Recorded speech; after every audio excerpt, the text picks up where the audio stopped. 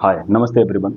आज मैं जो ये वीडियो बनाने के लिए जा रहा हूँ, आपकी जानकारी के लिए बता दूं कि मैंने 25 फरवरी 2024 को यानी कि एक साल पहले एक वीडियो अपलोड किया था सोशल मीडिया पे। और मैंने बोला था कि 15 दिन के बाद में मैं एक पीडीएफ जो पोर्टेबल डॉक्यूमेंट फॉर्मेट है उसको हम पब्लिकली कर देंगे। यानी कि जो मेरी फाइल एक है, जो हम एविडेंस सर्विस के खिलाफ अपलोड करना चाह रहे थे, मुझे आशंका थी कि ये इंसान मेरे साथ गलत करेगा क्योंकि शुरुआत से ही गलत करता चला आ रहा है। तो आज पूरा विश्लेषण इस वीडियो में देने की कोशिश करता हूँ। और मेरे पास सारे साक्ष्य हैं, पूरे सबूत हैं। और इधर से लेकर के इधर मैंने फाइल को थोड़ा सा ऐसे करके रख लिया है। लैपटॉप मेरे सामने है स्क्रीन पे, और ये वाला मोबाइल मेरे हाथ में है। तो अभी शुरुआत से स्टार्ट करते हैं। वो आपको पूरा मैटर विस्तार से समझाते हैं जो है। ये मैं बिल्कुल निष्पक्ष बोलूंगा, ना पक्ष ना विपक्ष, बिल्कुल निष्पक्ष। जो मेरे से भी एक दो गलती हुई होंगी हम उनको भी बताएंगे, और जो वो गलती किए जा रहा है गलती पे गलती हम वो भी बताएंगे। मेरे पास सबूत भी हैं। तो अब जो हम शुरुआत करने के लिए जा रहे हैं इस वीडियो की, इस वीडियो की शुरुआत करने से पहले मैं आपको बताना चाहता हूं कि मैं जो बोलने वाला हूं वो अपने भारतीय संविधान के फंडामेंटल राइट आर्टिकल 19 जो मुझे मुझे बोलने की आज़ादी देता है, और तीनों तरीके से भाषा के तीनों रूपों रूपों में बोलने की आज़ादी देता है। भाषा के तीन रूप कौन से हैं? एक है मौखिक जो मैं बोल रहा हूँ, एक है लिखित, एक है सांकेतिक। तो मैं बोलूं या फिर इशारा करूं, इशारा मतलब बॉडी लैंग्वेज एक्सप्रेशन जो करूं, और या फिर संकेत में कोई बात बताऊं, या फिर लिख करके कोई चीज़ मैं प्रिंट करके दिखाऊं, तो ये तीनों रूप मुझे आर्टिकल 19 मुझे बोलने की आज़ादी देता है। उसी के माध्यम से मैं बोल रहा हूँ। दूसरी बात, जो मैं इनके खिलाफ बोल रहा हूँ क्योंकि ये मेरे साथ गलत कर रहे हैं, तो ये आर्टिकल 21 में आता है कि जब कोई मेरे ऊपर अत्याचार करे और उस अत्याचार के खिलाफ हम डट करके बोलें। तो बस यही है। मैं कुछ गलत नहीं बोल रहा, किसी की आत्मा नहीं दुखाना चाह रहा, लेकिन जो मेरे ऊपर गलत करता जा रहा है, मेरे साथ में जो गलत करता जा रहा है उसके बारे में बोलना बहुत ज़रूरी है। एक हद होती है चुपचाप बैठना, एक हद होती है जुर्म को सहना। हद से ज़्यादा जुर्म को सहना भी, वो भी अधर्म है एक तरीके से। तो अभी मैं यहाँ पे कुछ चीज़ें लिखेंगे भी जो साक्ष्य सबूत हैं, और इनकी ऑडियो रिकॉर्डिंग तक सुनाएंगे। हम सबूत देंगे, जितने सबूत हैं वो हम आपको देंगे। कुछ पेपर में हैं, कुछ ऑडियो में हैं, कुछ मैसेजेस में हैं, इस तरीके से हैं। तो आइए शुरुआत करता हूँ और आपको पूरा मैटर समझाता हूँ।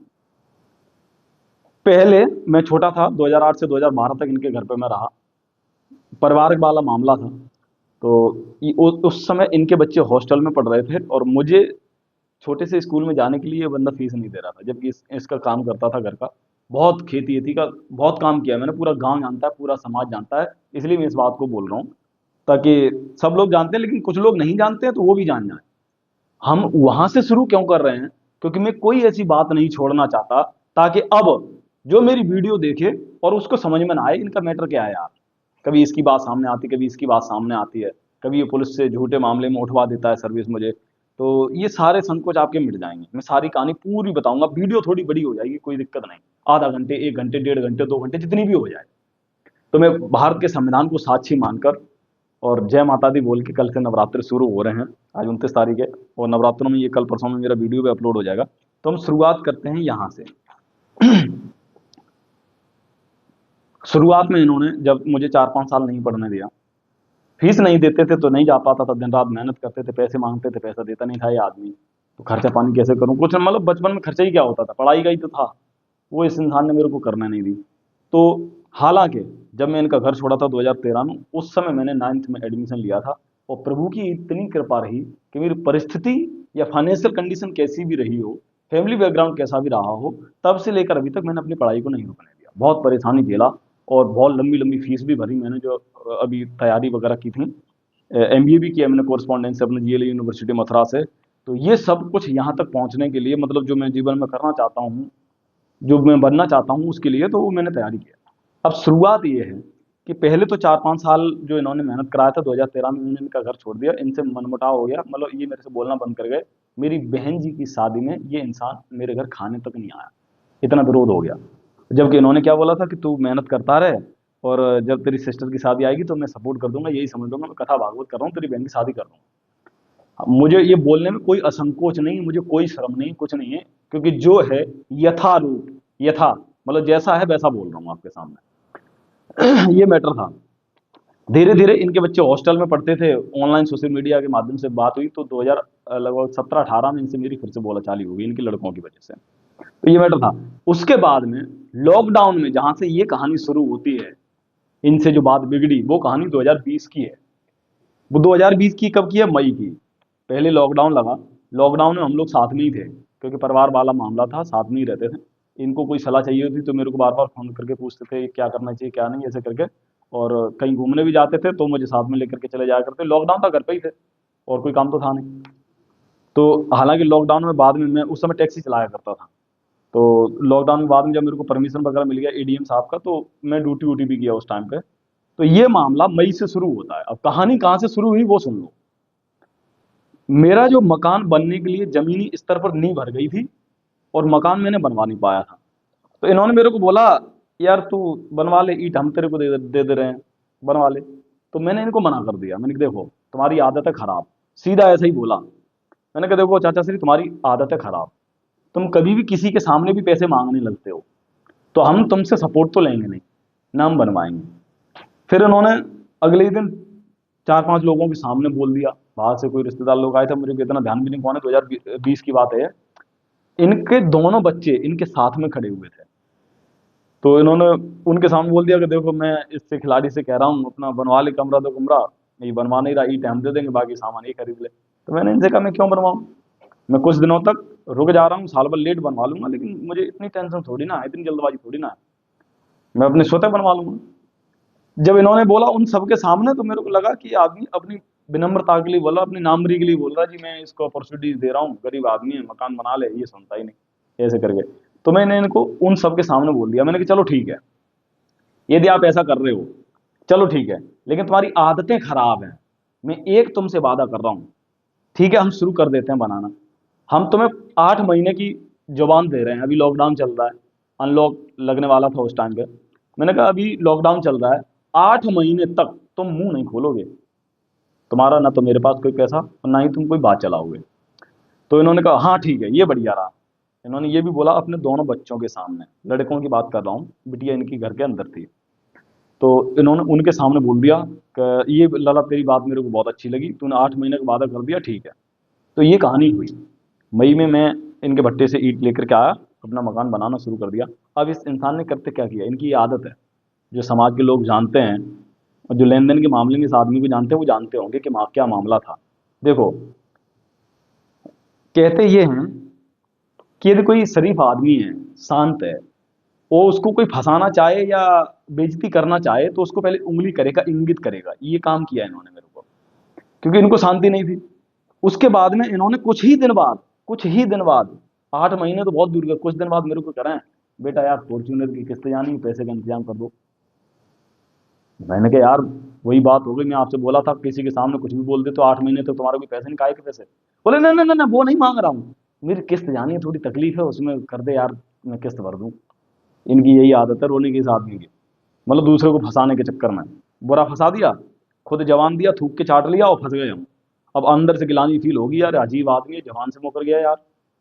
तो मैंने क्या काम किया, इन्होंने जब 2-3 बार बोला, रोज बोलने लगे, मैंने कहा यार अभी 10-15 दिन हुए, वो तो बना भी नहीं, काम भी शुरू नहीं हो पाया, अच्छे से पैसे मांगने शुरू कर दिए इस आदमी ने। मैं समझ गया, मैंने कहा इनकी मेंटेलिटी के चक्कर में हम फंस गए। तो मैंने क्या काम किया, जब इन्होंने बोला कि मैंने कहा देखो मेरे पास पैसे तो है नहीं इस टाइम, जो थे मैं मटेरियल लेकर के आ गया। मैं एक काम करता हूँ, मेरे पास में क्रेडिट कार्ड है, उस क्रेडिट कार्ड से आप पैसे निकाल लो, और वो मेरे दोस्त का क्रेडिट कार्ड, उसका बिल भर देना। पहले भी मैंने निकाल रखे हैं पिछले महीने के, वो बिल आने वाला है, और अब जो तुम पैसे निकालो वो बिल चला देना। बोले ठीक है, उसका हम बिल चला देंगे, कोई दिक्कत नहीं, 2 दिन की समस्या है मेरी, किस्त चली जा, बिल हम चलवा देंगे, कोई दिक्कत नहीं। इन्होंने ऐसे करके मुझे झांसे में फांसा। और उसके बाद इन्होंने क्रेडिट कार्ड मैंने दे दिया। मैंने कहा भाई किस्त चली जाएगी, अगले आदमी की काहे की कमी है, ये मेरे को बिल तो चला ही देगा क्रेडिट कार्ड का, और हम लोगों का तो कोई लेन देन है नहीं, जो है वो 8 महीने की मोहलत इन्होंने, जो बातचीत हुई थी वो है। तो इन्होंने क्या काम किया, कहाँ गया वो पेज, मैं आपको एक डॉक्यूमेंट दिखाता हूँ, थोड़ा सा विलम्ब होगा यहाँ, उसके लिए मैं माफी चाहूंगा। ये रहा, आपको शायद साफ दिखाई दे, नहीं तो मैं पढ़ करके सुना देता हूँ। देखो, 19 जून को 2020 को 9:46 मिनट 30 सेकंड पे मैंने इनको एक मैसेज डाला, क्योंकि इन्होंने क्रेडिट कार्ड ले लिया था मेरे से, कोटक महिंद्रा बैंक। मैंने इसका पासवर्ड लिख के भेजा इनको, 9412444383 मोबाइल नंबर पे। मैंने उसका पिन इसमें लिखा है, स्पष्ट है। और नीचे और भी 1-2 मैसेज हैं, वो इनसे जो और बात हुई थी, मतलब इन्होंने गांव के लड़के का नंबर मांगा था, तो मैंने भेज दिया। मैं आपको स्पष्ट दिखाई देता हूँ, कोई दिक्कत नहीं, इसमें बुराई नहीं है, जो सत्य है सो है। तो इनको मैंने पासवर्ड भेजा 19 जून 2020 को। उससे इन्होंने 15-15 हजार करके 2 बार पैसे निकाले, एक बार 10 हजार निकाले, ऐसे करके इन पे 40 हजार पहुंच गए थे। और ये भी तो देखो, कह रहा था 10-20 हजार रुपये ही निकालेंगे बेटा, किस्त चल जाएगी, लेकिन इन्होंने पूरे 40 हजार उड़ा दिए। जो इनकी ईटें आई थी लगभग 40-42 हजार रुपये कुछ, तो इन्होंने अपना हिसाब बराबर कर लिया। उसके बाद मैंने भी पैसे खर्च कर रखे थे उस क्रेडिट कार्ड से, उसका बिल आ गया था। तो मैंने इनको बोला जून में ही, जब बिल आया 22-23 तारीख को, मैंने कहा चाचा श्री वो बिल है, बिल चला देना। 20-25 हजार का बिल है, लगभग 24 या 25 हजार का बिल था। मैंने कि वो चला दो मेरा, जो तुमने 40 हजार खर्च किए वो तो अगले महीने बिल आएगा, वो देखेंगे, तुमने ये बिल तो चला दो। तो कह रहे बेटे तेरा भार हल्का हो जाएगा, वो ईंटों में कट गए, भार हल्का हो जाएगा, काय परेशानी झेलेगा तू। अब आप अंदाजा लगाओ, ऐसी सिचुएशन यदि कोई क्रिएट कर दे तो उस इंसान की मेंटेलिटी को क्या कहना चाहोगे आप? कुछ रहा इसमें कहने के लिए कि वो क्या सोच रहा है क्या नहीं? डिप्रेशन में डाला दूसरे आदमी को कि नहीं? अब देखो सबूत, ये मामला बढ़ते बढ़ते मैंने कहा भाई देखो लास्ट है 23 तारीख, चाचा श्री दिक्कत हो जाएगी, क्रेडिट कार्ड ड्यू हो गया तो फिर अनमन हो जाएगी आपस में, कोई फिर दिक्कत हो जाएगी परिवार के मामले में। तो इन्होंने क्या किया, उसी दिन 30 तारीख को मेरी कजिन सिस्टर की थी शादी, इन्हीं के स्कूल में टेंट लगा हुआ था, उसी में प्रोग्राम था। मेरा जो कजिन ब्रदर है वो पुलिस में है, मथुरा ड्यूटी है अभी उसकी। तो उसने क्या काम किया उसकी शादी थी, वो मेरे को बार बार फोन कर रहा है, यार शादी में चलिए, प्रोग्राम है, ये काम करवा दे, वो करवा दे, वो करवा दे। मेरे दिमाग में टेंशन घुसी, मैं क्या करूं, ये आदमी पैसे नहीं दे रहा, दोस्त का क्रेडिट कार्ड ड्यू हो जाएगा। मैंने इनको बार बार फोन किया तो कह रहे स्कूल में आ जा। जब हम स्कूल में गए तो इन्होंने 15 हजार रुपए की चेक मुझे दी, और वो चेक मेरे नाम से नहीं, अपने स्कूल के स्टाफ के नाम से दी, पियोन के नाम से दी। बोले तुम जाओ इसके साथ, मतलब मेरे साथ में, उसको बोल रहे हैं कि तुम जाओ और इसको इसका चेक लगवा दो जाकर के। मैंने इनसे ये कहा था, मैंने कहा देखो तुम बिल नहीं चलाना चाह रहे हो, पैसे की दिक्कत है, तुम मेरा बिल चला दो और हम फिर से निकाल लेना। तुम क्रेडिट कार्ड को एक बार पैसा डाला रिन्यू हो जाएगा, उसके बाद कोई दिक्कत नहीं, उसके बाद तुम फिर महीने भर लेट दे देना, कोई दिक्कत नहीं। तो ये मामला था। अब उसमें इन्होंने क्या काम किया है कि इन्होंने पैसे नहीं दिए शादी के दिन भी। तो शादी के दिन जब मामला हो गया, शाम के 3-4 बज गए, उस टाइम पे इन्होंने बुलाया, तब जाके इन्होंने चेक दी 15 हजार की, दूसरे लड़के के नाम से चेक काट के दे दी, और उसको बोला कि तुम साथ में जाओ और इसके अकाउंट पे पैसे लगाओ एसबीआई में, और वहीं पेट्रोल पंप से पैसे कटवा के तुरंत साथ में ले आना। अब अंदर से गुस्सा आएगा कि नहीं आएगा कि अगले इंसान से क्या बात हुआ था और ये कैसे सर्कमस्टेंसेस में फंसाता चला जा रहा है। दिमाग में टेंशन होगा कि नहीं होगा। उसी दिन सिस्टर की शादी हुई, कजिन सिस्टर की। तो मैंने बोला जो लड़का साथ में गया था, मैंने भाई यार ये तो बड़ी गलत चीज है। उसको भी रियलाइज हुआ यार ये तो गलत चीज है, जवान दे करके मुकर जाए कोई आदमी। तो फिर इन्होंने क्या काम किया, हाँ जब मैंने बैंक में जाकर के पैसे डाले एसबीआई में, लगभग मैं 4:15 बजे पहुंचा था, बैंक बंद हो गई थी। जैसे तैसे हाथ जोड़ जाड़ के मैंने भाई खोल दे यार, इमरजेंसी है घर में, बैंक शादी पैसे लगाने एक जगह भेजना है, ऐसे करके बैंक में घुस गया, पैसे डाल दिए। उसके बाद में चूंकि वो लास्ट डेट थी क्रेडिट कार्ड की, तो वहां डाला। उसके बाद में उस क्रेडिट कार्ड से पैसे नहीं निकले, क्योंकि वो नेक्स्ट दिन निकलते हैं। उस क्रेडिट कार्ड का कोई इशू था, पैसे डाले तो वो ट्रांजेक्शन नहीं आया, विड्रॉवल नहीं हुआ। अब जो मेरे साथ में लड़का गया था उसको बोला मैंने, भाई यार वो तो जिद्दी आदमी है, क्या करूं। बेमतलब की, मतलब जिस जिस बात के कोई हाथ है न पैर है न सींग है, जिस बात का कोई तथ्य ही नहीं निकल रहा, और वो इंसान ऐसा काम करने के लिए कह रहा, अब क्या करें। इन्होंने मेरे से ये कहा था कि पैसे क्रेडिट कार्ड में डालना, वापस निकालना और जाकर के भट्टा पे दे देना, लेबर का हिसाब हुआ वहां। तो मैंने बोला चलो कोई दिक्कत नहीं, निकाल के दे देंगे। अब वो निकले ही नहीं, अब हम फंस गए बहुत बुरे। मैंने कहा यार मैं क्या करूं इस आदमी का। हकीकत बोल रहा हूँ बिल्कुल स्पष्ट, क्योंकि मेरे को थोड़ा जल्दी जल्दी बोलने की आदत है। मैं यदि कोई झूठ बोलेगा तो सोच समझ करके बोलेगा, मैं क्यों सोचू समझू, मेरे को तो सादा सीधा स्पष्ट बोल रहा हूँ जो हकीकत है। उसके बाद में जब पैसे नहीं निकले, मैंने कहा यार मैं क्या करूं, क्या मुंह दिखाऊं जाके इस आदमी को। अब ये मेरे पास बार बार फोन कर दिया, मैंने इनका फोन उठाना कर दिया बंद। मैं नहीं फोन उठा रहा, क्या फोन उठाऊं ऐसे आदमी का जिसको यही नहीं पता लग रहा है कि इसकी बहन की शादी हो, उसी दिन ये ड्रामा कर रहा, खुद झूठ बोल करके, क्योंकि झूठ ही हो गया ना वो मामला। खुद क्या बोला था क्या करवा रहा। तो मैं डायरेक्ट इनके भट्टे पे चला गया, डायरेक्ट इनके भट्टे पे जाकर के मुनीम जी को बोला, मैंने देखो मुनीम जी, जिस किसी का भी हिसाब किताब आपका हुआ है, मेरे पास पैसे हैं नहीं, मुझे जो क्रेडिट कार्ड से पैसे निकाल करके लाने चाहिए थे अपने क्रेडिट कार्ड से, वो उससे पैसे निकले ही नहीं। हम कल निकाल करके आपको दे देंगे, आप मामला शांत कर लो, देख लो, उनसे बात कर लो। वो मैं फोन उनका उठाऊंगा नहीं, क्योंकि वो उस आदमी ने बहुत बड़ा फंसा दिया मुझे। मैं ये पूरा प्रकरण उनको भी बता दिया, मैंने कहा ऐसी ऐसी कहानी है। तो उन्होंने कहा एक काम करो ना, तुम कह दो मैंने पैसे भट्टी पे दे दिए। तुम उनको बोल दो और तुम मुझे सुबह पैसे दे जाना। मैंने कहा हाँ ये बात सही है, मैं अपनी शादी भी कर लूंगा जाके सिस्टर की, हम तुम्हें सुबह पैसे दे जाएंगे। और मेरा ही पैसा देखो, मेरे ही क्रेडिट कार्ड से निकला हुआ पैसा, इनका हिसाब लगभग बराबर हो गया 15,000 रुपये जो क्रेडिट कार्ड में डलवाए, और उसके पीछे इतनी मतलब तानाशाही दिखा दी इस आदमी ने। तो जब मैंने इनका फोन उठाना बंद कर दिया, मुनीम जी से मेरी बात हो गई, मैंने उनसे कहा मैं तुम्हें सवेरे दे दूंगा जा करके, तो मुनीम जी ने कहा तुम कह दियो मैं पैसे दे करके आ गया, बाकी मैं संभाल लूंगा। ये मैटर था। अब इसके बाद में जब मैं अपने गांव, मेरे गांव से फोन आया अचानक मेरे भाई साहब को, बोले कहाँ है तू, घर में बहन की शादी है, वो भांजे का एक्सीडेंट हो गया मोटरसाइकिल से। तो उसे लेकर के हम लोग हॉस्पिटल जा रहे थे, और उस समय फोन आया मेरे कजिन ब्रदर के का नाम मोबाइल पे, मेरे मोबाइल भी बार बार बज रहा था। तो उसने मेरे से कहा कि देख मेरे पास भी फोन आ रहा, तू फोन उठा लेना उनका। मैंने क्या फोन उठाऊंगा, वो आदमी बदतमीजी करने लगता, वो आदमी क्या फोन उठाऊं। तो उन्होंने कहा कोई दिक्कत नहीं, उठा ले तू, अभी उठा ले। तो जब मैंने फोन उठाया तो इस आदमी की भाषा देखो, देखो क्या कह रहा है ये। हेलो, हाँ कितने देगा वो तो पैसा? अरे बड़े मुने मुझे आते हैं, उन पर लेबर आती, हम लेबर से क्या है, उनने सवेरे 10 बजे ही कह दी, 10 बजे से पहले हम दे दी तुम्हें। किने लेबर को वो दे दिए, हम दे दी लेबर को रात में। नहीं तू झूठ क्यों बोलता है? झूठी की मजबूरी करता ही तुमने बोले बेगला है। मजबूरी करता है, हम तुम पहले पल्ली इन पे नितना भर्ती करना है हॉस्पिटल में। भर्ती है तो तेरी भगवान मैं तो भोजन की मेरे को ला घर के प्राण निकालती उसको बड़ा कौन चक्का मत रही है, तू समझ आता है? चलो निकाल दियो भर्ती कब दे। और सुनो कुत्ता मागर तू। अब देखो कैसे शब्द बोल रहा है आदमी। ये आदमी स्कूल चला रहा है, CBSE affiliated Suditi global academy, तो इसकी भाषा देख रहे हो कैसे बोल रहा है, मतलब खुद ही समस्या में फंसाया दूसरे आदमी को, और इसकी भाषा देख रहे हो कैसे शब्दों का उपयोग कर रहा है। उसे तो, मुझे तो बोलने में भी शर्म आएगी ऐसे शब्द किसी के सामने। मैं किसी को सुनाता हूँ तो एक बार को देख लेता हूँ अगल बगल में कोई महिला तो नहीं है, तब सुना पाता हूँ किसी को। और ऐसे शब्द आदमी किस तरीके से बोल रहा है, मतलब सारे संस्कार तार तार पे रख दिए इस आदमी ने। और ये मसला इसका हुआ। तो ये सुन करके मैंने एक काम किया, मैंने कहा यार ये आदमी मूडी है, मैं क्या करूं। तो मैं अपने एक रिश्तेदारों के पास में गया, उनकी गाड़ियाँ चलती हैं ट्रक वगैरह, मैंने उनसे कहा, मैंने कहा भाई तुम्हारे पास जो भी अलमारी में पैसे रखे हों मेरे को कुछ पैसे दे दो। मैंने कहा इनके वही 15-18 हज़ार टोटल निकले, क्योंकि क्रेडिट कार्ड से तो हम दे ही चुके थे। मैंने कहा इस आदमी के मुंह पे मारूं, खत्म करूं, मैं अपना मैटर देख लूंगा। तो उन्होंने मेरे को पैसे दिए, मैं पैसे लेकर के आया।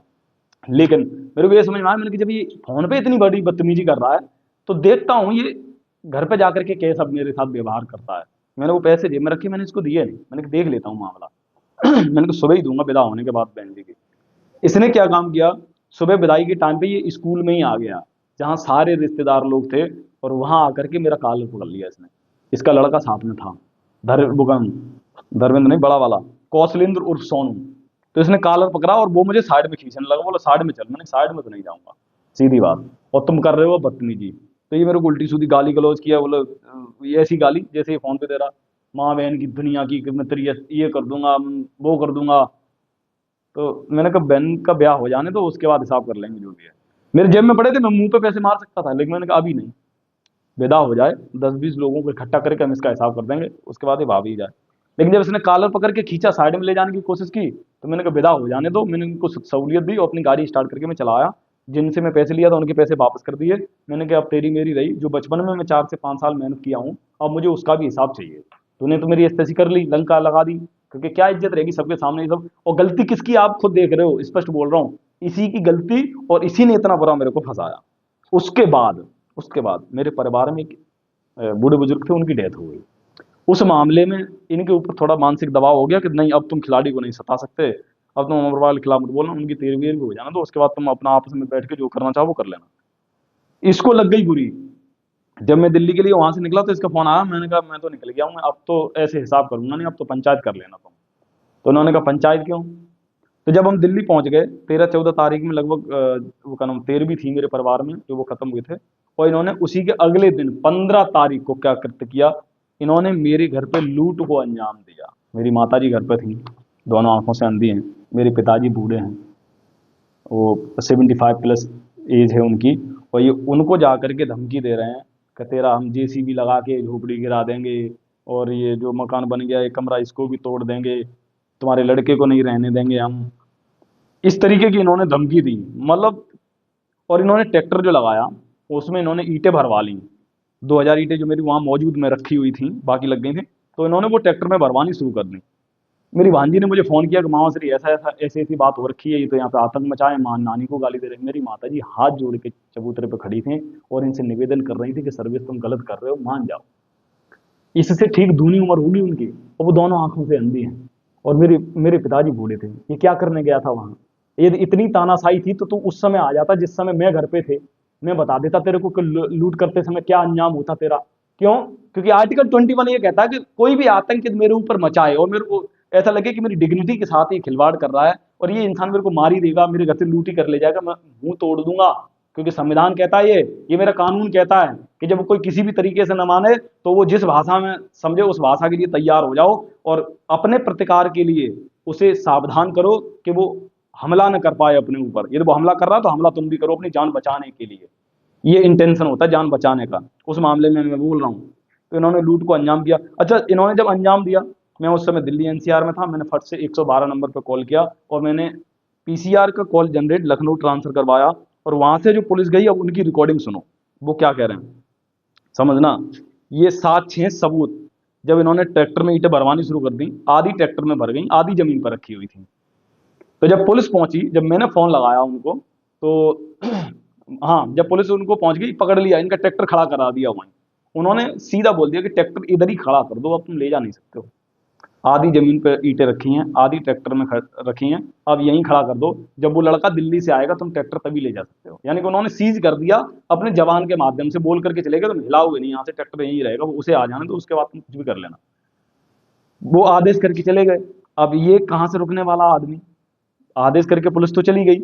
इन्होंने उसके बाद, पहले ये ईंटें भर रहे थे, उसके बाद इन्होंने क्या काम किया, वो ईंटें जो रखी हुई थी वो भी ट्रैक्टर में पूरी लोड की, वो भी ले गए। मेरा बकस रखा हुआ था घर में, क्योंकि मेरी चिनाई का काम चल रहा था, 26,500 रुपये उसमें थे, इन्होंने उसे तोड़ा।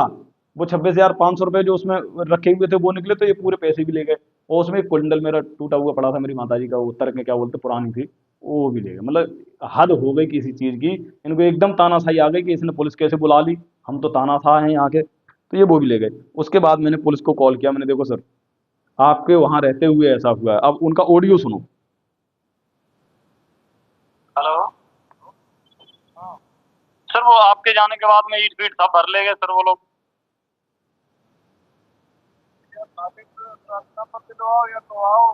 दोबारा 100 नंबर को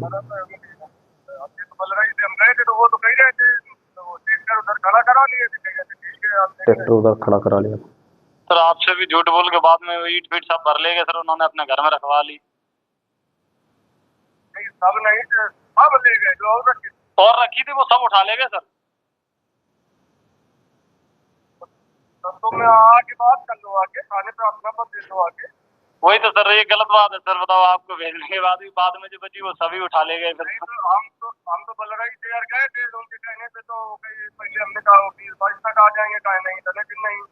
मैं कहा तुम थाने, तुम्हें दिक्कत है, तुम थाने पे अपना पद दे आओ जाके। मैं वैसे जा रहा हूँ, आज ठीक है, हम आज वो आज भी कहाँ रुके, मैं आज ही, मैं बोल दिया मैंने कि मैं आज ही आ जाऊंगा, शाम को लेट हो जाऊंगा, तो वो आज ही उठवा ले गए। आप जैसे ही निकले वैसे ही सब ले गए। तो उसी टाइम फिर फोन करते ना दोबारा, तो आज भी चले जाते, जब मना करके दोबारा 100 नंबर करते तो वहाँ की गाड़ी जाती, क्या नहीं जाते। तो सर मैं दोबारा करूँ सर?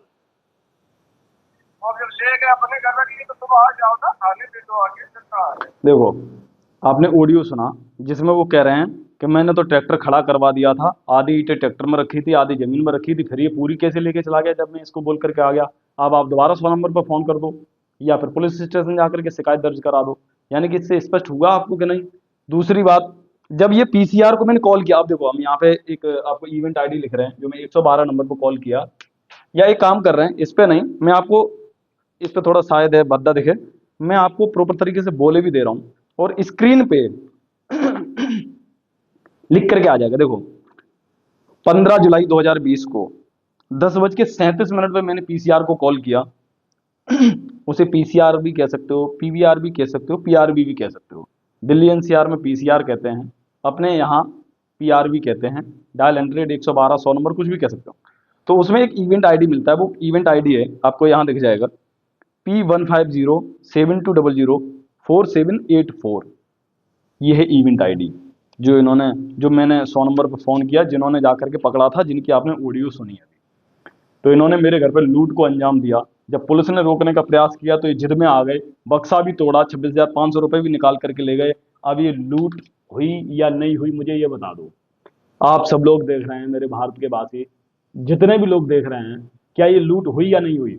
खुद जबान से गिर गया इंसान, जिसे मेरे पैसे की कदर नहीं कि लॉकडाउन के टाइम पे जब मैं दूसरे के क्रेडिट कार्ड से तेरे को पैसे दे दिए तो वो मैं कैसे मेंटेन करूंगा क्या नहीं। और जो कहानी तेरे से शुरू हुई और उसके लिए तो मतलब दूसरे के घर पे ऐसा जा करके कर रहा है, तेरे को शर्म नहीं लगी, लिहाज नहीं लगी, किसी की पीड़ा नहीं लगी, किसी की परिस्थिति के बारे में तूने नहीं सोचा। और बताओ, ये इंसान स्कूल भी चला रहा है, इसकी मेंटेलिटी किस तरीके की होगी, इसकी सोच क्या होगी, अंदाजा लगाओ गरीबों के प्रति, या फिर जो अपने SC ST में आते हैं नीचे लोग। हालांकि मैं जाति धर्म को नहीं मानता बिल्कुल भी, मेरे लिए इंसान इंसान है, अच्छा इंसान है तो ठीक है, गलत इंसान है तो वो गलत है, खत्म कहानी, मेरे को जाति से मतलब नहीं। ये मामला हुआ। जब ये ले गए तो अब अचानक तो दिल्ली से आ नहीं जाओगे भाई जॉब छोड़ करके या काम छोड़ करके, तो मैं 17 जुलाई को आया। अब देखो इनको 17 जुलाई की इनकी घटना। 17 जुलाई को जब मैं अपने गांव से निकला तो इन्होंने मेरा रास्ता घेरा, अपने स्कूल से 200 कदम पीछे इन्होंने मेरा रास्ता घेरा। इनके साथ में लगभग 10-12 लड़के थे, तो इन्होंने मेरा रास्ता घेरा। जैसे ही इन्होंने मेरा रास्ता घेरा, मेरी माता जी टैक्सी में बैठी थी, मैंने कहा यार आप क्या कैसे करोगे, तो बहुत मुसीबत हो गया, एकदम से पुलिस भी नहीं आएगी। तो फिर मैंने इमरजेंसी में अपने मोबाइल नंबर से मैंने कप्तान साहब के CUG नंबर पर कॉल किया। हालांकि मैं ये नंबर आपको सार्वजनिक नहीं कर सकता, ये समझ सकते हो। 11 बज के 15 मिनट पर समथिंग, मतलब 14 या 16 हो सकता है, मैंने 11 बज के 15 मिनट पर कॉल किया। कप्तान साहब SSP इटावा आकाश तोमर सर का नाम था, उनके CUG नंबर पर पहला कॉल उठ गया। जैसे ही उन्होंने फ़ोन उठाया, मैंने बताया, मैंने सर मेरे को मारने का प्रयास किया जा रहा है, मेरा ही परिवार का इंसान है, गलती उसी की है, सब मसले उसी के हैं, और उसने बेमतलब में मुझे मारने का प्लान बना लिया है। उन्होंने कहा बेटा हम तो इतनी जल्दी कुछ कर नहीं सकते, एक काम कर सकते हैं, ये तो तुम्हारी जान परिचय का है क्या? ये मैंने बताया हाँ जान परिचय का, परिवार का है। बोले नंबर है? मैंने नंबर है। तो मैंने जैसे ही नंबर लिया, उन्होंने तुरंत ही कॉल कर दिया इसके पास में, और कप्तान साहब ने डायरेक्टली आदेश कर दिया कि जो भी आदेश दिया हो वो मैं बोल नहीं सकता, उन्होंने आदेश दिया कि हाजिर हो जा आकर के जो भी है। उसके बाद ये सारे लड़के वहां से भाग गए। SP साहब के यहाँ ये भाग करके गया, क्योंकि मजबूरी है, SSP सीनियर सुप्रिटेंडेंट है, वो वरिष्ठ पुलिस अधीक्षक हैं, तो ये वहां पर पे गया और उस मामले में ये फंसे। अब रीजन क्या था, वहां मेरे से भी एक गलती हुई। वो गलती क्या हुई मैं आपको बताता हूँ। ये जब मसला हुआ तो 17 जो, हालांकि उन्होंने तो आदेश कर दिया कि FIR लिखी जाए, चले जाओ FIR जाके लिखवा दो तुम। तो जब हम 17 जुलाई को पुलिस स्टेशन में आए तो इसकी इतनी बड़ी तानाशाही, मुझे वहाँ पुलिस स्टेशन में अंदर बिठा लिया गया 2 दिन तक। 17 का बिठा हुआ, 19 को जब मैं निकला तो अब इन्होंने, मैं अपना पूरा पेज जो है उनको मैं बोल रहा हूँ, ये अच्छा ये थोड़ा पुराना डॉक्यूमेंट आ गया। अब इनका मैटर क्या था, ये मसला हो गया वो। इस मामले में मैंने फिर एक कंप्लेंट डाली, IGRS डाला CM कार्यालय के, वरिष्ठ पुलिस अधीक्षक सर के आदेश होने के बावजूद भी मुझे पुलिस स्टेशन में बिठा करके रखा गया। तो मैंने IGRS डाला, IGRS में मैंने पूरी कहानी लिखी। मैंने कहा लेन देन तो कुछ है नहीं, गलत गलत गोबर भरा हुआ है इस इंसान की मेंटेलिटी में, दूसरे को नीचा दिखाने का प्रयास कर रहा है ये आदमी। तो इनके खिलाफ कंप्लेंट हुई। CO साहब ने आदेश किया, रमेश सर थे उस टाइम CO साहब जैसलनगर, उन्होंने आदेश किया कि इसके खिलाफ FIR लिखो और इसे जेल भेजो सर्विस को। ये रोने लगे, इनकी बहुत बुरी स्थिति हो गई। इनकी जब रोने जैसी स्थिति हुई, जब आदेश हुआ कि इसके खिलाफ FIR लिखो, अब ये परेशान। तो पुलिस स्टेशन में मेरे से पुलिस वालों ने एक बात बोली कि तेरे को चाहिए क्या यार, इस इंसान ने तेरे को बेइज्जती तो किया है, तेरे को न्याय तो चाहिए, पंचायत में कर ले। अब समाज का कोई इंसान होगा, समाजशील इंसान होगा, वो क्या सोचेगा यार मेरा 4 लोगों के सामने, बड़े बूढ़ों के सामने ही न्याय हो जाए। ये इंसान अपनी गलती मान लेगा कि गलत किया ही है, जब ऑडियो फोडियो सुनाएंगे तो अपनी गलती मान ही लेगा। और उसके बावजूद मुझे क्या चाहिए, मेरा तो लगभग लेन देन इनका बराबर है ही।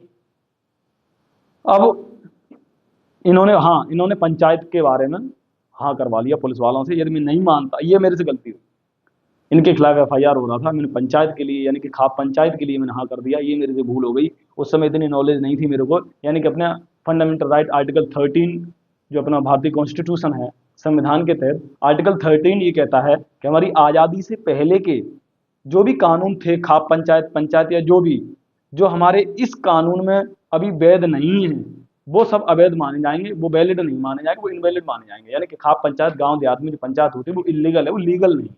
हालांकि बैठ के कोई न्याय कर ले तो कर ले, वो बात अलग है, अच्छी बात है, निमट जाए। यदि नहीं निमटता तो वो इलीगल है, वो लीगल है ही नहीं, संविधान में उसके लिए जगह नहीं है। तो इन्होंने एक पंचायत में ये भरा गया, ये पंचायत का है राजीनामा हम लोगों का। तो जब ये राजीनामा भरा गया, यहाँ तक तो बात सही थी, मैंने कहा चलो कोई दिक्कत नहीं, हो जाने दो फैसला। लेकिन ये लिखते ही इन्होंने पेपर दिया एक बच्चे को, अपने घर भिजवा दिया, और उसके बाद मुझे जान से मारने की धमकी दिलवाई। देखो इसकी चीटिंग, धमकी दिलवाई कि जी अब तुम बच करके दिखा देना। इस तरीके से, वो शब्द में बोल नहीं सकता, मैं किसी और इंसान को इसमें बीच में नहीं घसीटना चाहता, मुझे इस इंसान से मतलब है, इस इंसान ने मुझे ज़्यादा पीड़ित किया है। अब इसके पक्ष में कोई मदद करने के लिए इसका रिश्तेदार आ रहा तो मुझे इससे ऐतराज नहीं कोई भी। तो ये मैटर था। और जब ये इसने लिखवा लिया तब मैंने फिर एक ऑडियो डाला सीएम कार्यालय, वीडियो बना करके मैंने कहा मेरे साथ इस तरीके का कृत्य हुआ है, झांसा दे करके बहाने से इन्होंने राजीनामा लिखवा लिया, और अब ये इंसान मेरे को मारने की धमकी दे रहा है कि तेरे को अब मैं मरवाऊंगा। तो उस मामले में फिर से कंप्लेंट रीओपन हुई, और उस मामले में क्या नाम एसपी साहब ने अपने संज्ञान में लिया, और डीवाईएसपी साहब को मेरे घर पे भेजा, और डीवाईएसपी साहब ने इसी राजीनामा को खारिज कर दिया। खारिज, ये राजीनामा नहीं है, ये कैंसिल कर दिया गया वहीं। और इसी राजीनामा पे मेरी हैंड राइटिंग से लिखवाया गया कि ये राजीनामा मुझे मान्य नहीं है, क्योंकि ये बहला फुसला करके लिखवा करके बाद में मुझे जान से मारने की धमकी दी गई। यानी कि राजीनामा निरस्त खत्म है, खत्म है ये राजीनामा। फिर मैंने इस इंसान से कहा, मैंने कहा अब सुनो, जो तुमने 5 साल मेरा शोषण किया है, जो आर्टिकल 24 का तुमने उल्लंघन किया मेरे साथ बचपन में, जब मेरी उम्र 18 साल नहीं थी, तुम दिन रात मेरे से मेहनत करवाते थे, अब मुझे उसका हिसाब चाहिए, उसका हिसाब चाहिए। जब तुम मारना ही चाहते हो बिना किसी गलती के, खुद इतनी समस्याएं क्रिएट की, और उसके बाद में मारने का प्रयास, मैंने कहा अब वो पैसे चाहिए मेरे को। 4 से 5 साल जो मैं काम किया हूँ, दिन रात शरीर एक बेकार कर दिया मैंने उस टाइम। वो ये मसला था वो 2020 का। इसके खिलाफ कार्रवाई हुई, एसपी साहब के यहाँ इनसे कान पकड़ के माफी मंगवाई गई, इन्होंने माफी मांगी उस टाइम पे। लेकिन अब ये राजीनामा तो है नहीं मेरा, क्योंकि राजीनामा तो कैंसिल हो गया। तो जो 5 साल का मैटर था जो इनसे, उसी के लिए मैंने वीडियो डाला था 25 फरवरी 2024 को, पिछली साल। मैंने कहा मेरा हिसाब नहीं हुआ, मेरे 5 साल के पैसे दे दो। और दूसरी बात, ये टैक्सी और जो मेरा गाड़ी है, ये 27,756 रुपये उसके निकले थे इनके ऊपर, जो ये इधर उधर मेरी गाड़ी दौड़ाते फिरे थे। सिकंदरा, जो वहाँ सिकंदराबाद और है जो ग्रेटर नोएडा के पास में वहाँ, और राजस्थान कोटा 1-2 चक्कर जो हुए, वो जीपीएस का मैंने इसके साथ में फोटो वगैरह सब कुछ लगाया था। तो मैंने टोटल काट पीट के, इन्होंने कुछ पैसे रास्ते में दिए थे पेट्रोल वोट के लिए, तो 27,756 रुपये टोटल निकले थे। 27,756 मैंने ये अलग, और 5 साल के वो अलग। अब ये मेरे को हिसाब चाहिए, क्योंकि भाई फ्री में थोड़ी ना लगा हूँ मैं, और गाड़ियों से का खर्चा नहीं होता क्या। तो ये सब मैटर था। अब जब मैं इनके खिलाफ में वीडियो डाला, मैंने कहा अब मैं वीडियो डालूंगा। मैंने बोला था उस वीडियो में, मैंने कहा 15 दिन का टाइम दे रहा हूँ, 15 दिन के अंदर मैंने इनसे 2 शर्तें रखी थी।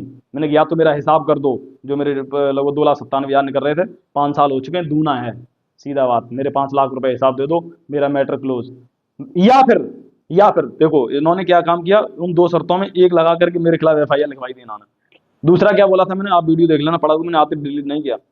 या फिर मेरी माताजी से माफी मांग लो कि मैं तुम्हारे घर पे लूट करके ले गया, तो मेरे से दूनी उम्र की हो, आंखों से हीन हो, और इनकी संपत्ति के आगे तो हम निर्धन हैं। तो ये इनको इतनी गलती का एहसास कर लो, मेरी माताजी से जाके माफी मांग लो, जी मेरे से गलती हो गई, मैटर खत्म, मेरी दुश्मनी खत्म तुमसे, मैं राजीनामा स्वीकार कर लूंगा, तुम जैसा राजीनामा लिखवाओगे मैं लिखवा लूंगा। ये मैंने उस टाइम पे कहा था इनसे। मैंने कहा या तो मेरे पैसे दे दो, हिसाब कर लो, या फिर मेरी माताजी से माफी मांग लो, क्योंकि किसी की माँ का तुम अपमान करोगे ना, छोड़ेगा नहीं कोई। छोड़ने का मतलब कोर्ट कचहरी तो जाएगा। मैं कानून का समर्थन करता हूं, तो कानून के माध्यम से तो कार्रवाई कर ही सकता हूं तुम्हारे ऊपर। जब तुम बिल्कुल नीचता के जमीनी स्तर पर उतर करके तुम नीचपन कर रहे हो, तुम कुत्तापन कर रहे हो, तो क्या मैं कोर्ट कचहरी नहीं जा सकता क्या? मैं तुम्हारे खिलाफ आवाज नहीं उठा सकता क्या? है इतनी घटनाएं है तुम्हारी। एक घटना मैं सामने बोले देता हूँ यहीं स्क्रीन पे। जब मैंने वीडियो डाला, वो वीडियो देख करके मेरे पड़ोस की गांव की एक महिला चली गई सीओ साहब के यहाँ की, जी मेरे आदमी का निधन इसकी वजह से हुआ है और मेरी कंप्लेन दर्ज कर लो। रमेश साहब थे सीओ साहब। जब वो वहां गई, बोली, जब वो क्या नाम मामला सामने खुल करके आया, तो उन्होंने बताया, उस लेडीज ने बताया कि मैं इसके खेतों में काम करती हूँ, आध बटाई पे 50-50 पे इसकी ज़मीन ले रखी थी, ज़मीन इसकी, मेहनत मेरी, ऐसे करके। तो मेरे ये अपने घर का भी काम करवाता था उसके पति से। तो खेती के काम करते समय इसके घर का जब वो काम कर रहा था तो इसके कुत्ते ने काट लिया था उसे। उस वो रेबीज का शिकार होकर के आगरा हॉस्पिटल में उसकी डेथ हुई। तो जब वो हॉस्पिटल में था, लगभग 10-15 दिन लगातार हॉस्पिटल में जब रहा, उस समय उसकी वाइफ लगभग 8.5 महीने की प्रेग्नेंट थी। सबके सामने बोल रहा हूँ, क्योंकि मैं झूठ नहीं बोल रहा, स्पष्ट। और ये राजीनामा वहीं लिखा गया था सीओ साहब के सामने। वो प्रेग्नेंट लेडीज थी। उसने कहा जी मेरे 30-35 हज़ार तुम पर निकल रहे हैं फसल के, मेरे पैसे मुझे दे दो, मेरा पति हॉस्पिटल में है, उसको कुछ भी हो सकता है। इस इंसान ने उसको 500 रुपए दिखाए, बोले 500 रुपए ले जाओ, जब वो सही हो जाए अरविंदा तब तुम अपने हिसाब करवा लेना, उससे पहले कोई कोई हिसाब नहीं, वो उसी के पास हिसाब किताब। इसको ये नहीं लगी इसी के कुत्ते ने काटा, पालतू कुत्ता यदि काट ले तो मर्डर होता है एक तरीके से। इसको ये नहीं लगी कि वो 5,057 रुपए की बिल लेकर के आई थी, कम से कम वही बिल चला देता। कितना बड़ा नीच आदमी, और लोगों को सोएब करने के लिए सीबीएसई कॉलेज चला रहा। भाई मैं नहीं डर रहा किसी भी चीज से, जो सत्य है वो सत्य है, सीधी बात। ये भाग करके गए सीओ साहब के यहाँ, जब बुलाया गया तो उसी टाइम मेरा भी मामला चल रहा था, मैं भी वहां था। मैं जब वहां पे गया तो उन्होंने बताया कि ऐसे ऐसे एक लेडी और आई थी इसी के खिलाफ कंप्लेंट करने। मैंने आई होगी, मैंने कहा उसकी सुनवाई करो सर, यदि आई है तो, और वो गरीब होगी। तो उन्होंने बताया हाँ गरीब है, और वो अपने पैसे निकल रहे हैं उसके, इस तरीके से उसने कंप्लेंट लिखवाई जो मैं आपको बताया कि मेरे पैसे निकल रहे हैं फसल के। तो इन्होंने आनंद फानन में उससे राजीनामा किया, उसे जो भी पैसे दिए, लगभग 30-35 हज़ार रुपये मैं सुनता हूँ जो निकल रहे थे उसके, उसके पैसे दिए सीओ साहब के सामने, तुरंत इकट्ठे करके उसके पैर पकड़ लिए इन्होंने। उस महिला के, वो बेचारी SC ST से आती है, बहुत परेशान थे, उसके 3-4 बच्चे थे, एक और ऊपर से प्रेग्नेंट भी थी। तो उसको पैसे इनको देने पड़ गए बाद में। जब उसका पति एक्सपायर हुआ था ना, उसकी बच्ची शायद 12-13 दिन की थी, अंदाजा लगाओ क्या दर्द रहा होगा उस इंसान का, और उसकी पीड़ा, ऐसे लोगों की पीड़ा, ये आदमी भस्म हो जाएगा। मेरी माता जी का भी श्राप है तेरे ऊपर, ऐसे नहीं बचेगा। अब उसी वीडियो के खिलाफ इन्होंने ये FIR लिखवाई मेरे से, मतलब झूठी सांझी बोल करके ये सब। मतलब बात क्या है जो मैं आपको बोल रहा हूँ, और ये लिखवा क्या रहा है इसमें, ये भी तो देखो। यह कि ये विपक्षी खिलाड़ी और क्या नाम, अमरपाल उर्फ खिलाड़ी सातिर किस्म का चालाक व्यक्ति है। बताओ, इसने इसमें एक भी ये भी लिखा है कि क्या नाम, अलग अलग शहरों में रहकर लोगों से धन उगाही करता है, ऐसे इसने शब्दों का प्रयोग किया है इसमें, समझ लो। तो ये था मामला। अब इसके बाद में आपको पूरी कहानी विस्तार से समझाता हूं। अब ये मामला अभी 2020 में इन्होंने FIR जो मेरा कोर्ट में लिखवाया था। अच्छा, अब ये FIR लिखवाएगा तो इसे पता तो रहेगा ये तारीख पे आएगा। तो इसने मेरे साथ छल किया, बहुत बड़ा छल किया पिछले महीने 19 फरवरी को। वो छल क्या किया इसने, जो ये झूठी FIR लिखवाई थी कोर्ट में, उस कोर्ट में मैं जमानत करवाने के लिए आया था। FIR झूठी हो सच्ची हो तो मैं आना तो पड़ेगा ही। अपनी जब बात रखोगे, जब कोर्ट में बहस होगी, जिरे होगी आमने सामने, तब जो साबित होगा वो स्पष्ट है। लेकिन फॉर्मेलिटीज के लिए या स्पष्ट रूप से कानून का पालन करने के लिए जमानत करवाना तो आओगी। तो मैं उस मामले में आया, और उस मामले में मैं वहां से लौट करके गांव जा रहा था। और जब मैं गांव जा रहा था, ये नंबर छिपा लेता हूँ, मेरी सिस्टर का नंबर है, बाकी आप स्टेटमेंट देख सकते हो, इसमें बिल्कुल स्पष्ट है। मेरी फोन पर बात होने लगी, बात होते होते मैं अपने गांव के पास में पहुंच गया। इसके स्कूल से पहले वहाँ प्लास्टिक पाइपलाइन पड़ी थी, तो मैंने गाड़ी खड़ी कर ली। मैंने कहा समरसेबल का पानी चल रहा, पाइपलाइन फट जाएगी, गांव का आदमी है, मतलब मैं वो कहेगा मेरी पाइपलाइन फट गई, तो मैंने गाड़ी खड़ी कर ली। गाड़ी खड़ी कर ली, सिस्टर से जरूरी बात चल रही थी, मैं फोन में व्यस्त बना रहा था, तो पीछे से डायल 100 आ गई 10-15 मिनट बाद। यानी कि जब PCR आई उस समय मेरी 53 मिनट बात हो चुकी थी, और मोबाइल मेरा हैंड फ्री था। मैंने पुलिस वालों से को दिखाया, मैंने कहा मेरे तो हैंड फ्री पे बात चल रही है, क्या दिक्कत क्या है? बोले कोई फोन किया है कि कोई संदिग्ध व्यक्ति बाहर बैठा। अब देखो इसका नीचपन, जिसने कॉल किया उसने कहा कि कोई संदिग्ध व्यक्ति गाड़ी में बैठा है। तो मैंने कहा मैं संदिग्ध व्यक्ति कैसे हूँ, मेरा तो गाँव ही यही है। मैंने तुरंत आधार कार्ड ड्राइविंग लाइसेंस निकाल के दिखा दी, मैंने देखो सर। उन्होंने कहा यार बात तो सही है, तेरी बात भी सिस्टर से चल रही है, तू कैसे दोषी हो सकता है? और उसके बाद में जब पुलिस ने बुलाया डायल सेंटर पे फोन करने वाले को, तो वो निकल के नहीं आया, उसने इनकार कर दिया। बोले आपके साथ आपके फोन पे किसी इंस्पेक्टर साहब का फोन आ जाएगा, अभी इंस्पेक्टर साहब का, वो आप देख लेना। तो पुलिस वाले गुस्सा हो गया, यार इंस्पेक्टर साहब का फोन क्यों आ जाएगा, तेरे को क्या समस्या है? जब उन्होंने फोन किया दोबारा, बोले तेरे को क्या समस्या, तू समस्या बता ना, तू आकर के बता 112 नंबर क्यों बुलाया है। तो बड़े खन निकल करके आया, और ये बार बार सर्विस को फोन कर रहा होगा कि जब वो आ जाए तभी निकल के जाऊं। तो थोड़ी देर के बाद में, तब वो 10-12 मिनट के बाद में, ये सर्विस गांव की तरफ से पैदल निकल करके आया। पुलिस वाले वहीं खड़े थे, पुलिस वाले समझ गए जी मैटर ये फंसाने की कोशिश कर रहा है। तो जब ये आया, ये आते ही मेरे को इंगित करके कह रहा है कि ये मेरे को गाली दे रहा था अभी माँ बहन की। मैंने क्या बताओ। और दूसरी बात, जिसने कॉल किया उसने कहा संदिग्ध व्यक्ति गाड़ी में बैठा है।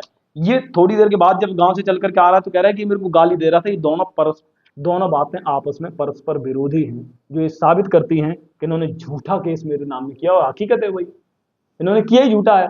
मैं भाई मतलब अपनी सिस्टर से बात भी करता रहूंगा और तेरे को मैं गाली भी दे दूंगा, इतने बड़े आदमी को, काश्तकार को। ये भी तो देखो, इसे ये नहीं पता कि एफआईआर तो तुम लिखवा दियो, एफआईआर तो कोई भी किसके नाम में लिखवा दे, लेकिन इसी मामले में जब कोर्ट में सुनवाई होगी, जब आंखों में आंखें डाल के तुमसे जिरे करेंगे, जब बहस करेंगे कि बताओ उस समय क्या हो रहा था, क्या रीजन था, इसके अलावा मेरे पास और 5-6 सबूत हैं जो मैं अभी नहीं दिखा सकता। वो मैं जिरे के टाइम जब तुम उनसे बहस करेंगे कोर्ट में, उस समय हम उगलेंगे, और उस समय तुम 2 मिनट में उगल दोगे क्या हकीकत थी क्या नहीं।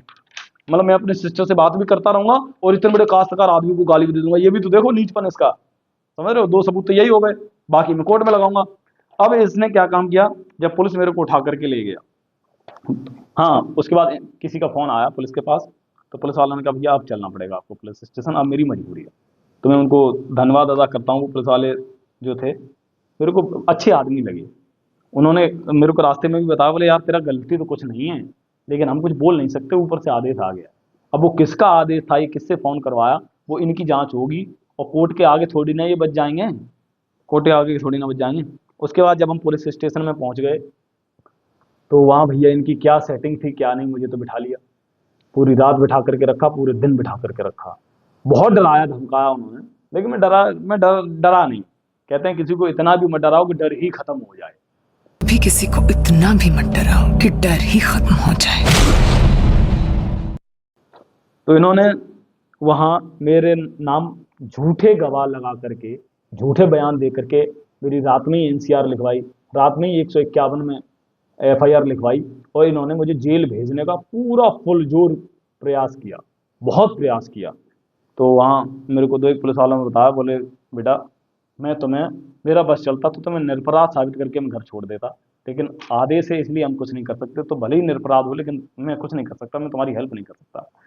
अब ये आदमी, इसकी भाषा देखी किस तरीके से बोल रहा है, कैसी कैसी गाली दे रहा है ये आदमी, मतलब हद पार कर दी इसने, मतलब इतना क्रोध खुद की गलती पे। भगवान श्री कृष्ण भगवत गीता में अर्जुन से कहते हैं, क्रोधाद भवति संमोहा, संमोहात स्मृत विभ्रमः, स्मृत विभ्रमः बुद्धिनाशो, और बुद्धिनाशात प्रणश्यति। ये उन्होंने पूरा फॉर्मेट बता दिया, उन्होंने ये पूरा प्रोसेस बता दिया भगवान श्री कृष्ण ने अर्जुन को। उन्होंने एक एसओपी दे दी, स्टैंडर्ड ऑपरेटिंग प्रोसीजर, कि विनाश की जड़ ऐसे ही आती है इंसान की, क्रोधादि भवति संमोहा, यानी कि जब क्रोध करेगा तो सम्मोहन बढ़ेगा उस इंसान का। क्रोधादि भवति संमोहा, संमोहात स्मृत विभ्रमः, जब सम्मोहन बढ़ेगा तो स्मृत विभ्रम, विभ्रम मतलब भ्रमित हो जाएगी, स्मृति मतलब बुद्धि, उस समय बुद्धि भ्रमित हो जाएगी। स्मृति विभ्रम बुद्धिनाश हो, और जैसे ही स्मृति भ्रमित हुई, बुद्धि भ्रमित हुई, वैसे ही स्मृति विभ्रम बुद्धिनाश हो, वैसे ही बुद्धि का नाश हो जाएगा। और जैसे ही बुद्धि का नाश हुआ, बुद्धिनाशात प्रणश्यति, फिर वो प्रणश्यति मतलब नाश हो जाएगा इसका, यानी कि वो इस तरीके से गिर जाएगा, कहते हैं ना कि जो नजरों से गिर गया फिर वो उठ कहाँ पाएगा, वही स्थिति है। बताओ, अब इस इंसान को मैं नीच ना कहूँ, इसको लुटेरा ना कहूँ, इसने जो लूट की, इसने जो कृत्य किया, इस झूठे मामले में फंसाने की कोशिश की, इसने तो संविधान का उल्लंघन कर दिया, कानून का उल्लंघन कर दिया, झूठ बोल करके पुलिस का सहारा लिया, मतलब क्राइम करने के लिए पुलिस का सहारा ले लिया, पुलिस को पागल बना करके, पुलिस को घुमा करके, समझ लो। तो इन्होंने पुलिस स्टेशन में मेरे को करवाया, और उसके बाद अगले दिन पुलिस स्टेशन से मुझे जब जमानत के लिए भेजा गया, क्योंकि डायरेक्ट उन्होंने जेल नहीं भेजा, इनका कोई षड्यंत्र था। तो जब उन्होंने मुझे जमानत के लिए एसडीएम कोर्ट भेजा, तो अब कहानी देखो, वही पेज ये मैंने निकलवा लिए हैं। जब वहाँ भेजा तो वहाँ मैंने जब विंडो के बाहर देखा, वहाँ तो सर्विस खड़ा हुआ है, यही आदमी, 10-12 लड़के, गाड़ियाँ आ रही हैं, सबसे संपन्न होकर खड़ा हुआ। मैंने क्या, रही तो गड़बड़ है। मैंने वकील साहब से बात किया, मैंने क्या रही क्या हो रहा, तो उन्होंने पता किया, उन्होंने कहा दिक्कत हो जाएगी, इन्होंने जो भी सेटिंग की हो, कुछ भी की हो, मैं इस समय कैसे बोल सकता हूँ इससे ज़्यादा, लेकिन इन्होंने पैसे भरे हैं एक जगह, इतना तो मुझे पता है, और इतनी बड़ी पॉलिटिकल इन्वॉल्वमेंट करने की कोशिश की, मतलब झूठे मामले में इन्होंने तय कर दिया कि इसे जेल भेज दो। इन्होंने पुलिस स्टेशन में बोला जी तुम्हें जो चाहिए वो ले लो, इसको जेल भेज दो। अब ये इसमें भी कह रहा है, अब इसमें ये क्या कह रहा है देखो, पूरी तो बड़ी है, वीडियो बहुत बड़ी हो जाएगी, इतने में मैं खत्म कर देता हूँ। अब ये इसमें क्या लिखवा रहे हैं, अभियुक्त अमरपाल उर्फ खिलाड़ी पुत्र श्री साहूकार सिंह निवासी, यानी मेरा पता लिखा हुआ है, मेरी उम्र लिखी हुई है। उसके बाद ये लिख रहा है का चालान जरिए चालानी रिपोर्ट अंतर्गत धारा 170, 126, 135 भारतीय नागरिक सुरक्षा संहिता, अभी जो बीएनएसएस आया है, जो आईपीसी खत्म हो गया बीएनएसएस, तो ये बीएनएसएस की धाराएं इसने लिखवाई 2023 के तहत, या 2023 में बिल पारित हुआ था, अमेंडमेंट्स आया था उसके बाद, तहत चालान कर माननीय न्यायालय पेश किया जा रहा है। माननीय न्यायालय से अनुरोध है कि अभियुक्त को 14 दिवस की रिमांड स्वीकृति करने की कृपा करें। ये देखो रिमांड, 14 दिन की रिमांड। आपको ये दिखाई दे रही हो तो ठीक है, नहीं तो मैं जो बोल रहा हूँ मेरे पास साक्ष्य तो है ही, तो कोई दिक्कत नहीं। मैं हो सकेगा तो स्क्रीन पे भी दे दूंगा मैं आपको, तो उस पर भी आपको देख लीजिएगा, मोबाइल पे ही दिख जाएगा। इन्होंने भेजा, अब अंदाजा लगा। और देखो 14 दिवस की रिमांड स्वीकृति करने की कृपा करें, और उससे B+ करके एक ऑप्शन आता है लैपटॉप में, वो हाईलाइट हो जाता है, मोटा अक्षर हो जाता है। इन्होंने वो अक्षर बढ़वा के लिखे हुए हैं, उसके नीचे अंडरलाइन किया हुआ लैपटॉप से ही, और उसके नीचे पेन, रेड पेन से अंडरलाइन किया हुआ है कि इसे जेल भेजना है। देखो ये पीला हाईलाइट मैंने किया, बाकी उनके ये पढ़ने में आसानी हो जाए इसलिए मैंने पीला लगा दिया ऊपर हाईलाइटर। अब ये इसका क्या मतलब था, किस मामले में मेरे को जेल भेजा जा रहा था, ये भी तो देख लो। अब जब सब कुछ तय हो गया, जब अंदर उन्होंने बोला कि साइड में बैठ जाओ, आपको जेल जाना, आपकी जमानत मान्य नहीं की जाएगी, जब सब कुछ रेडी हो गया, परवाना भर गया, जेल भेजने की तैयारी हो गई, तब फिर मैंने कहा अब अत्याचार सहन करने की हद होती है। मैंने कहा अब अपना ब्रह्मास्त्र इस्तेमाल करना पड़ेगा। मैंने संविधान को साक्षी माना, मैंने अपना मोबाइल जेब में से निकाला, देखा मोबाइल स्विच ऑफ। फिर मैंने वकील साहब से कहा मैंने अपना फ़ोन दो फटाफट, मैं अपनी माताजी से बात करना चाह रहा हूँ। माताजी की बात करने के बहाने मैंने फ़ोन लिया और 10 कदम पीछे कोने में गया और मैंने कॉल किया डिस्ट्रिक्ट मजिस्ट्रेट इटावा DM साहब को। अभी जो मैंने CM कार्यालय से कंप्लेंट डाला था IGRS, जिसमें मैं बयान देकर के आया हूँ, उसमें उन्होंने इस लाइन को हाइड कर दिया ही नहीं। उन्होंने बताया ही नहीं कि ये लड़का कहाँ था, किसको कॉल करके इसने अपनी जान बचाई है, नहीं बताया उन्होंने, वो 2 लाइन छिपा ली है। पुलिस इस मामले में कार्रवाई नहीं कर रही है, पुलिस इस मामले में इसके खिलाफ कोई कुछ करना ही नहीं चाहती। हकीकत तो ये है, यदि पुलिस ने अच्छे से निष्पक्ष रूप से जांच करके सुनवाई की होती तो आज मुझे ये वीडियो नहीं बनानी पड़ती। तो आज मैं इसमें पूरा स्पष्टीकरण दे दिया, कुछ नहीं छोड़ रहा हूँ। बाकी इतने साल हो गए, इतने बड़े मैटर, ये पूरी फाइल है ये पूरी, तो इसको एक वीडियो में कैसे कवर कर लोगे? ये कोर्ट में, हालांकि कोर्ट में तो सारा कुछ चलता, क्योंकि तारीख पड़ती रहती है, 2-2 पेज करके गवाही होते रहते हैं, आगे चल करके न्याय हो जाता है तो वहाँ की तो कोई दिक्कत नहीं। बाकी जो है स्पष्ट मैं आपको दे रहा हूँ। तो इन्होंने मेरे को जेल भिजवाया, तो जब जेल भेजने का आदेश हो गया, सब कुछ हो गया, मैंने DM साहब को कॉल किया, उनसे मेरी 1 मिनट 35 सेकंड बात हुई, पूरी कहानी मैंने उनको बता दी। फिर इस तरीके से पुलिस उठा करके मेरे को लेकर के आई है, निरपराध होते हुए भी ये मुझे अपराधी साबित करके मेरे को जेल भेजने की कोशिश कर रहे हैं। और उसी दिन 19 तारीख को इसी के लड़के ने, देख लो, सोनू, वही कौशलेंद्र उर्फ सोनू, इसने मुझे सुबह धमकी दी थी 19 तारीख को कि तुझे मैं जेल के अंदर मरवाऊंगा। 19 को भी इसने धमकी दी मेरे को, 18 तारीख को भी धमकी दी। तो उस समय मैंने ध्यान नहीं दिया, मैंने कि मरवा दिए जाकर के जा, क्योंकि 5 साल से मैटर चल रहा है। जब 4-5 साल कोई चलता रहे तो आदमी थोड़ा आदी हो जाता। मैंने कहा देख लेंगे, तू जा यार, क्या तेरे से लड़ूंगा। तो ये तो चला गया। लेकिन जब पुलिस ने मुझे पकड़ा और जब पुलिस उठा करके मुझे ले गई, मेरा मन तो किया कि उसी टाइम हम कॉल करते हैं, मैं तो बच जाऊँ, क्योंकि मैं तो निरपराध हूँ, अपराध थोड़ी ना किया जो मैं डरूंगा। मेरे पास प्रधानमंत्री जी का फोन होगा तो हम उनको मिला देंगे जब लगेगा कहीं से नहीं बच पा रहा हूँ तो जब मेरे को परवाना भर गया, मैंने कहा यार इसके लड़के ने कहा था कि जेल के अंदर मरवाऊंगा, मेरा दिमाग खिसक गया। मैंने कहा बेटा ये दिक्कत हो जाएगी। मैंने तुरंत DM साहब को तब कॉल किया, उन्होंने 1 मिनट 35 सेकंड में उन्होंने उनको सारी कहानी बता दी। मैंने कि इसके लड़के ने मुझे जान से मारने की धमकी आज सुबह ही दी थी और कल भी दी थी, और अब ये लड़के लेकर के यहीं खड़ा हुआ, मुझे जेल भेजा जा रहा है। उन्होंने मेरे से आश्वासना दी कि आप 1 मिनट केवल तसल्ली कर लो, मैं करता हूँ जुगाड़। उन्होंने सीधा फोन किया, आदेश किया, अगले 1 मिनट में मुझे छोड़ दिया गया। अब मैं अपराधी होता तो क्यों छोड़ा जाता, मुझे छोड़ दिया गया। अब समझ लो ये किस हद तक गिरे हुए आदमी, नीच प्रवृत्ति का आदमी, इससे ज्यादा मैं क्या बोलूं। मैं वो शब्द तो नहीं बोल सकता जो ये बोल लेता है सबके सामने, सबको गाली देकर के। मामले की CBSE एफिलिएटेड स्कूल चला रहा है, इसको प्रोफेसर की कुछ नॉलेज तो होनी चाहिए। इसे ये नहीं पता कि फंडामेंटल राइट क्या है, इसे ये नहीं पता कि फंडामेंटल ड्यूटीज क्या है, इसे तो ये भी नहीं पता होगा फंडामेंटल राइट कितने हैं संविधान में। और उसके बाद में DPSP आता है, या फिर DPSP से पहले फंडामेंटल जो फंडामेंटल राइट के बाद में जो फंडामेंटल ड्यूटीज आती हैं वो आती भी हैं, या बीच में DPSP आती है। इसे इसके बारे में नॉलेज नहीं होगा, क्या पता इसे फंडामेंटल ड्यूटीज के बारे में नहीं पता। जिस आदमी को अपनी फंडामेंटल राइट और फंडामेंटल ड्यूटीज के बारे में पता होगा, वो इस तरीके की निर्लज्जता कभी नहीं दिखा सकता, कभी नहीं दिखाएगा, कभी नहीं दिखाएगा। ये अपने अनपढ़ होने का और नीच होने का साक्ष्य दे दिया इनने। ये इतने इस किस्म का इंसान है। उसके बाद में जब मैं बच गया, उसके बाद में मैंने दोबारा से कंप्लेंट किया, तो उस मामले में अब आगे चल करके न्यायालय जो सुनाएगा, हालांकि बहुत सारे सबूत हैं मेरे पास, ये जो मैंने हाईलाइट कर रखे हैं बहुत हैं, पूरी की पूरी फाइल है, ये लगभग 100 से ज्यादा पेज है, ऐसे समझ लो। 100 से ज़्यादा पेज है। बाकी आगे क्या कार्रवाई होने वाली है, कौन सी कंप्लेंट की सुनवाई होने वाली है, इन सब के बारे में हम नहीं बोलेंगे। मैंने आपको एक स्पष्टीकरण दे दिया, और इस नीचता की, जो नीच प्रवृत्ति का ये इंसान है जो ये करना चाहता था, वो मैंने आपको सबको सामने दे दिया। जो मैंने बोला था पिछले साल के मैं 15 दिन बाद एक PDF यानी कि पोर्टेबल डॉक्यूमेंट फॉर्मेट को अपलोड करूंगा, पब्लिकली करूंगा, वो यही था। लेकिन उस समय ये सारे तो उसमें ऐड नहीं थे। मैंने सोचा छोड़ो यार, जाने दो, दिन बीत जाते हैं, खत्म हो जाते हैं मामले। लेकिन मुझे ये थोड़ी ना पता था कि मेरे साथ धोखा कर देगा, इस तरीके की चीटिंग कर देगा तो मुझे जेल में मरवाने के लिए कानून का गलत तरीके से सहारा लेगा। ये थोड़ी ना सोचा था मैंने इसके बारे में कि इतना बड़ा नीच होगा। तो ये पूरा स्पष्टीकरण है। भारत के संविधान को साक्षी मानकर मैंने जो सबूत थे वो मैंने दिए। अभी जो और ज्यादा सबूत हैं वो हम अभी यहाँ नहीं दे सकते, क्योंकि सबूतों के आधार पे क्लू जनरेट होता है, फिर और सबूत निकलते हैं, वो हम पब्लिकली नहीं करना चाहते। अभी जो भी मामला सामने आएगा वो हम फिर पब्लिकली लेकर के आएंगे। लेकिन इतना कह सकता हूँ, इनका लड़के ने जिसने मुझे जेल भेजकर मरवाने की साजिश रची, और जो जिसने मुझे जेल में मरवाने के लिए मुझे बोला, मुझे धमकी दी जो, और इसने साथ दिया उसका, देखो मेरे को आकर के कह रहा, गाली दे रहा, उस संज्ञान में मेरे को जेल में भेजने का प्रयास कर रहा। तो ये बाप बेटे की मिली भगत को हम भैया अब सक्सेस नहीं होने देंगे, हम फुलजोर विरोध करेंगे। और सुनो, इन्होंने मेरे गांव के एक लड़के को, कितनी तारीख को मैं आपको बता देता हूं, मेरे पास जो एविडेंस है